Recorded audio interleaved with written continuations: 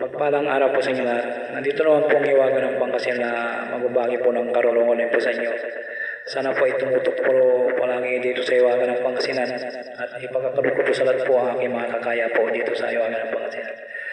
At paki-like and share po, paki-follow po iwagan ng Pangasinan naman po.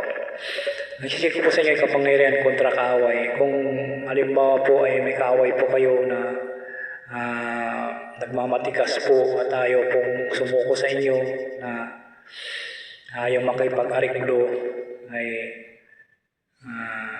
bala na po sila. Kaya ang gawin nyo lamang po ay magdasal ng isang ama namin bago umalis ng bahay po, magdasal ng isang ama namin luwalhati at usalin po yung orasyon po ng 25 times po. Usalin po sa isipan naman po ng 25 times. At isunod po yung mabisang salita po. Narito po ang orasyon po.